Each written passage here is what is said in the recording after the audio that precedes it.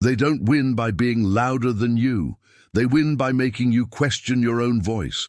The most dangerous kind of control doesn't come from force, it comes from doubt.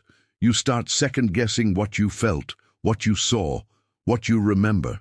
And by the time you realize what's happening, you're no longer fighting them. You're fighting yourself. That's how manipulators take power without ever asking for it. They rewrite your reality one subtle moment at a time. You apologize for things you didn't do. You explain emotions you were never wrong for having. You start sentences with, "Maybe I'm overreacting." And slowly, the person who once trusted their own mind becomes afraid of it. That's not an accident. It's strategy. Because the moment you doubt your truth, you'll reach for theirs. You'll mistake their certainty for clarity and their confidence for wisdom. In this video, you'll understand exactly how manipulators plant self-doubt inside your mind, why smart people fall for it, and how to take back the only power they've ever truly wanted, your certainty. Because once you stop explaining yourself, they lose their favorite weapon. It always starts small. A comment, a tone, a look, something that makes you pause for just a second. You tell a story, and they correct a detail that doesn't matter. You share how you feel, and they say, "That's not what happened." You express hurt, and they reply, "You're being too sensitive." It sounds harmless at first, almost rational, but that's the point. It's not supposed to hurt, it's supposed to confuse. You start replaying conversations in your mind, trying to see if they're right. You ask yourself, "Am I exaggerating?" You begin seeking validation for things you once knew were true. That's how doubt takes root, not through lies, but through distortion. A version of reality that's close enough to believable, but just far enough to make you question your own perception. And every time you question yourself, they don't have to prove anything. Your own brain does the work for them. Your memories start to feel unstable. Your confidence starts to fade. And that tiny pause, that moment between what you know and what they say, becomes the crack where control slips in. They don't argue to win. They argue to make you wonder if you should have been fighting at all.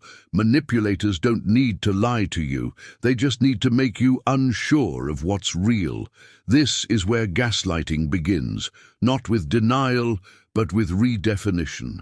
They take what happened and bend it slightly, just enough for you to question yourself. You remember them raising their voice, but they say they were just passionate. You remember a promise, but they say you misunderstood. You bring up a hurtful comment, and they smile and reply, "You always take things the wrong way." Each interaction feels small, almost meaningless on its own, but repetition turns suggestion into memory. And soon, your brain starts trusting their version more than your own. It's psychological erosion. They don't destroy your reality in one blow. They chip away at it until the edges blur. Eventually, you stop defending your truth because it feels exhausting. You stop trusting your feelings because they always seem to be too much. And you start accepting their explanations because at least those bring temporary peace. That's how manipulation wins, through exhaustion disguised as reason. Your brain, desperate for stability, adapts. It starts choosing harmony over accuracy, silence over truth. Not because you've stopped seeing what's wrong, but because doubting yourself feels safer than confronting them. And that's the moment they gain full control, when your own mind becomes the weapon they no longer need to use. This isn't weakness, it's conditioning. Your nervous system learned that safety comes from agreeing, not from being right. And when you've been gaslighted long enough, truth itself starts to feel dangerous. Once they make you doubt yourself, the next step is simple. They make you depend on them for certainty. At first, you just want clarity. You ask questions, you seek reassurance, you try to understand. But every answer they give you carries an invisible message. You can't trust your own judgment without me. That's the moment the relationship shifts. You stop thinking independently and start looking for their approval before you act, speak, or even feel. It begins subtly. You say, "I think you were unfair," and they reply, "That's not how it was." You pause. Maybe they're right. Maybe you're too emotional, and in that hesitation they gain ground. They reward your doubt with calmness and punish your confidence with withdrawal. It trains your nervous system the same way a lab animal learns to press a lever for food. Validation becomes your dopamine. Their disapproval becomes your fear. Before long, you start scanning their reactions instead of trusting your own instincts. You mirror their moods. You measure your worth by their tone.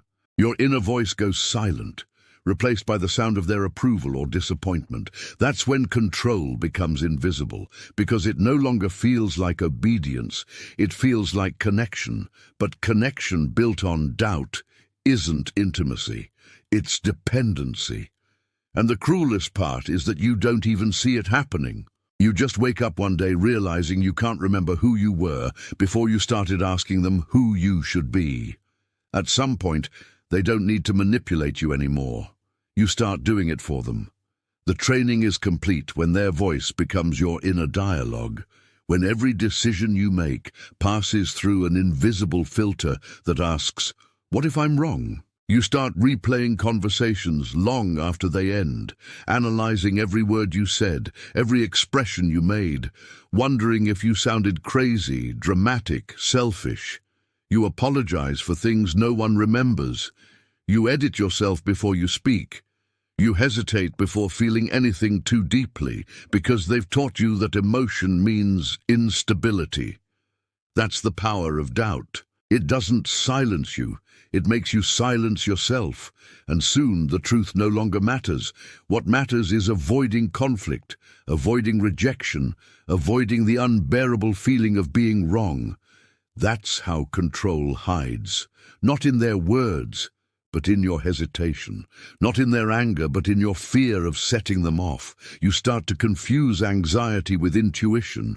You think you're being careful, but you're actually being controlled by a program that runs without their presence. And here's the most dangerous part. They know this. They know they don't have to break you. They just have to make you question yourself long enough for you to stop fighting back. By the time they leave, their work is done. You carry them in your mind, and they win every time you doubt your own truth, even when they're nowhere near you. The war was never between you and them. It was always between you and your own doubt.